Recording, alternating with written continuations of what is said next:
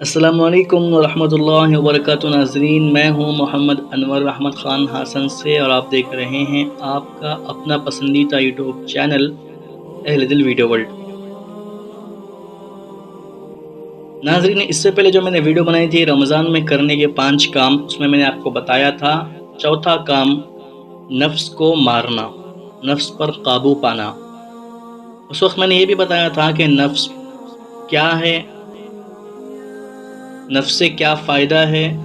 نفس سے کیا نقصانات ہے، نفس کی حقیقت کیا ہے، اس پر ایک الگ ہی ویڈیو بناؤں گا۔ تو آج ہم اسی ٹاپک پر بات کریں گے، نفس کے بارے میں، نفس کی تھوڑی بہت حقیقت جو کہ میں جانتا ہوں وہ آپ سے شیئر کرنا چاہتا ہوں۔ تو نفس کے بارے میں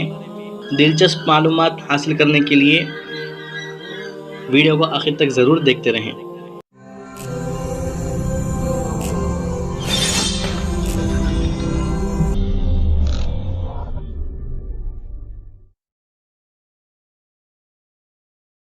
نفس کیا ہے پہلے یہ جان لیں۔ انسان کے جسم کے اندر 2 چیزیں ہوتی ہیں، ایک روح، ایک نفس۔ اکثر لوگ اسی کو انسان کی اچھائی اور انسان کی برائی بتا کر تعبیر کرتے ہیں، یعنی روح انسان کی اچھائی، نفس انسان کی برائی۔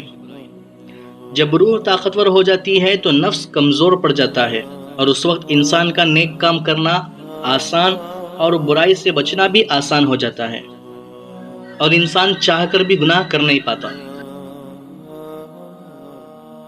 لیکن جب نفس طاقتور ہو جاتا ہے اور موٹا ہو جاتا ہے تو روح کمزور پڑ جاتی ہے،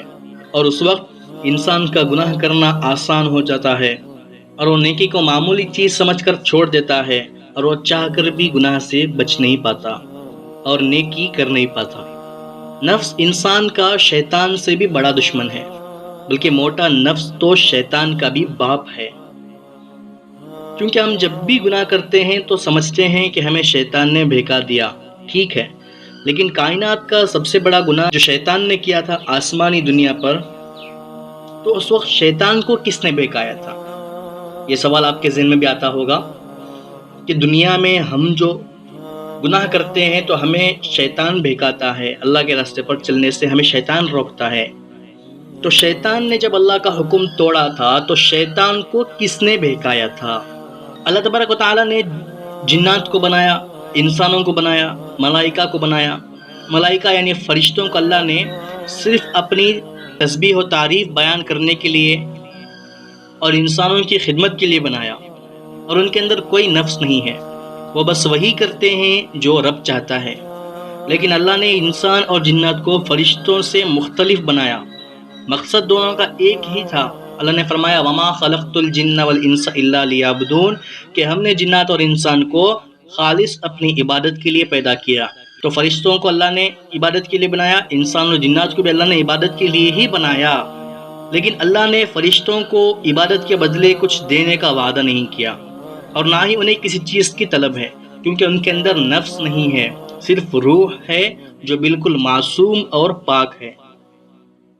اور انسان اور جنات کو اللہ تعالیٰ نے عبادات کے بدلے جنت اور اپنی خوشنودی، اپنی رضا دینے کا وعدہ کیا، کیونکہ انسان اور جنات کے اندر اللہ تعالیٰ نے روح کے ساتھ ساتھ نفس نام کی ایک دوسری شے بھی ڈال دی جو انہیں منمانی کرنے پر ابھارے گی۔ فرشتے صرف رب چاہی زندگی گزار سکتے ہیں، جبکہ انسان اور جنات رب چاہی زندگی بھی گزار سکتے ہیں اور منچاہی زندگی بھی گزار سکتے ہیں، وہ ان کی مرضی ہے۔ اور اگر رب چاہی زندگی گزاریں گے تو منچاہی جنت ملے گی، اور اللہ کی رضا ملے گی، اللہ کی خوشنودی ملے گی۔ اور اگر یہ منچاہی زندگی گزاریں گے تو رب چاہی دوزخ ملے گی، اور اللہ کا شدید عتاب اور غصہ ملے گا۔ اب جبکہ ابلیس یعنی شیطان بھی جنات میں سے تھا،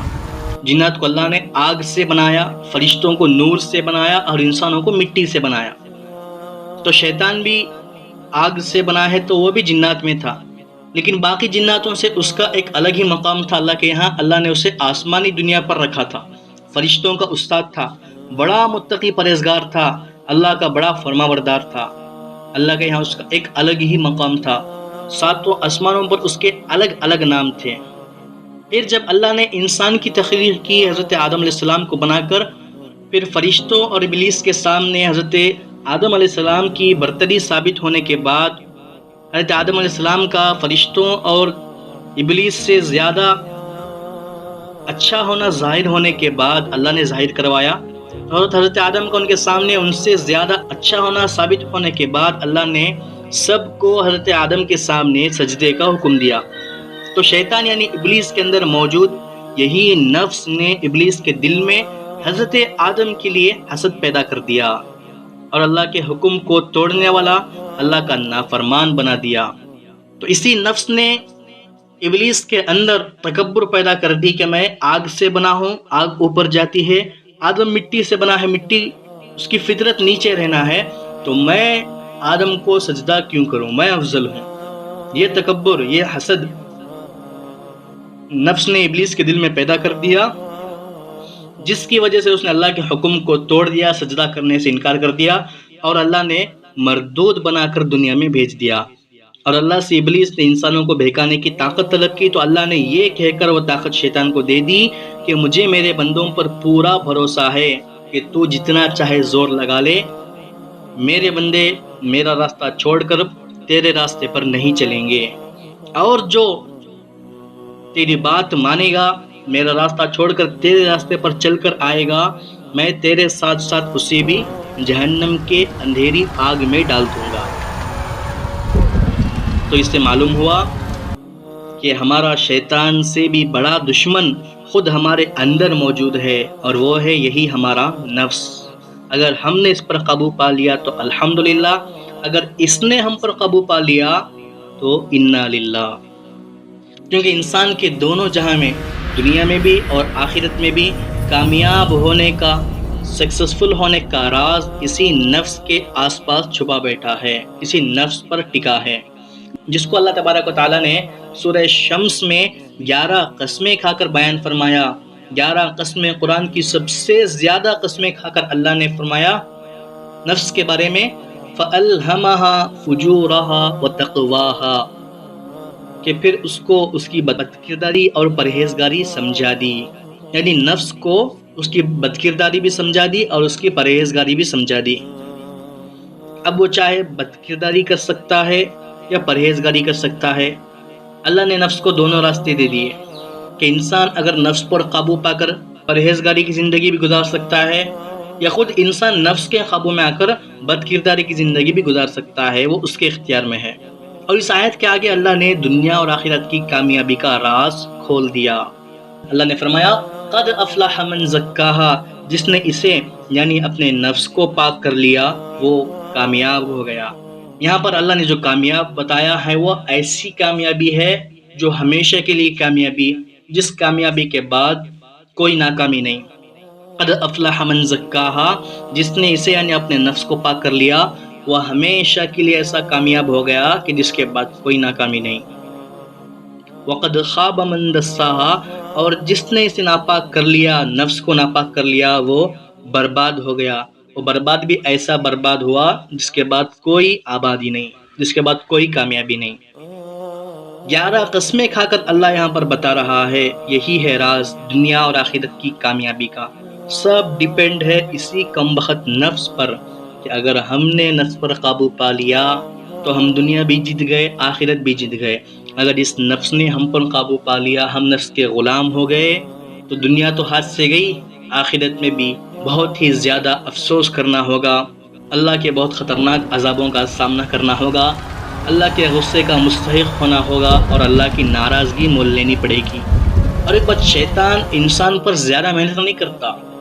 شیطان تو بس نفس کو بناتا ہے۔ اگر نفس شیطان کے قبضے میں آ گیا، شیطان نے اگر نفس کو موٹا بنا دیا، اپنے حکم کا غلام بنا دیا، تو پھر شیطان کو اس انسان پر محنت کرنے کی ضرورت نہیں، کام کرنے کی ضرورت نہیں، کیونکہ شیطان کا سارا کام یہ نفس کر رہا ہوتا ہے۔ تبھی تو اللہ تبارک و تعالیٰ جب رمضان المبارک میں سارے سرکش شیاطینوں کو جہنم میں قید کر دیتے ہیں، لیکن پھر بھی انسان گناہ کیوں کرتے ہیں، روزے کیوں چھوڑتے ہیں، نماز کیوں چھوڑتے ہیں، روزے توڑتے کیوں ہیں، رمضان میں گانے کیوں سنتے ہیں، رمضان میں بھی آج ہمارے گھروں میں ٹی وی کیوں چل رہی ہے، رمضان میں بھی ہمارے کانوں میں آج گانے کیوں پڑ رہے ہیں؟ رمضان میں بھی ہماری آنکھیں بدنگاہی کیوں کر رہی ہیں؟ کیونکہ شیطان اپنا کام کر چکا ہے، ہمارے نفس کو موٹا کر چکا ہے، ہمارے نفس کو اپنا غلام بنا چکا ہے، اور ہم نفس کے غلام بن چکے ہیں۔ اس لیے شیطان کے نہ ہوتے ہوئے بھی ہم گناہ سے بچ نہیں سکتے۔ اگر ہم نے اس رمضان اس نفس پر قابو پا لیا، شیطان کے واپس آنے سے پہلے اگر ہم نے نفس کو توڑ مروڑ کر نفس کی گردن پر پیر رکھ کر اس کو اپنے حکم کے تابع کر لیا، تو پھر الحمدللہ ہماری پوری زندگی انشاءاللہ ہم سیدھے راستے پر اللہ کی توفیق سے گزار سکتے ہیں۔ تو میں رمضان میں کرنے والے 5 کاموں میں یہی بتانے والا تھا کہ نفس پر قابو پانا بھی ایک بہت ضروری کام ہے، بلکہ سب سے زیادہ ضروری کام ہے، کیونکہ اب شیطان تو ہوتا نہیں، تو نفس پر قابو پانا آپ کے لیے تھوڑا آسان ہو جاتا ہے باقی دوسرے مہینوں سے۔ رمضان میں بھی آپ اگر گناہ سے نہیں بچ رہے ہیں، نیکی کرنے میں آپ کو پریشانی ہو رہی ہے، نماز چھوڑنے کا دل کر رہا ہے، تو آپ سمجھ جائیں کہ آپ کا نفس موٹا ہے، نفس آپ کے قابو میں نہیں، آپ نفس کے قابو میں ہیں۔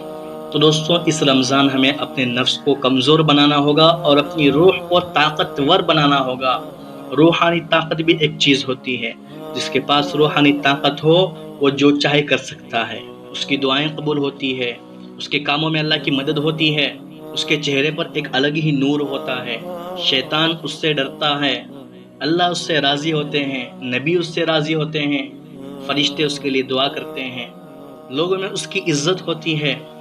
اللہ اسے ایک الگ ہی مقام دیتے ہیں، اس کے بازوؤں میں بھی طاقت ہوتی ہے، اس کا ایمان تر و تازہ ہوتا ہے، اور جس کی روح طاقتور ہو، سب سے بڑی بات انشاءاللہ اس کا خاتمہ بالخیر ہوتا ہے۔ تو اس رمضان ہمیں اپنے روح کو طاقتور بنانے کی ضرورت ہے، اور نفس کو کمزور کرنے کی، نفس کو مارنے کی، اور نفس کو اپنے قابو میں کرنے کی ضرورت ہے۔ ہمیں نفس کی غلامی سے نکل کر نفس کو ہمارا غلام بنانے کی ضرورت ہے۔ اسی نفس کے عنوان پر ایک اور ویڈیو بھی بناؤں گا، اور بھی زیادہ تفصیلی بات کرنی ہے اس کے بارے میں، ویڈیو بہت لمبی ہو گئی، انشاءاللہ دوسری ویڈیو بھی بناؤں گا۔ تو آج جتنی باتیں میں نے کہی ہیں، اللہ سب سے پہلے مجھے اس پر عمل کرنے کی توفیق عطا فرمائے، ہم سب کو عمل کرنے کی توفیق عطا فرمائے۔ اگر ویڈیو اچھی لگی تو اپنے دوستوں کے ساتھ بھی شیئر کریں، لائک کریں، چینل کو سبسکرائب کرنا نہ بھولیں۔ ملتے ہیں اگلی ویڈیو میں، تب تک کے لیے فقط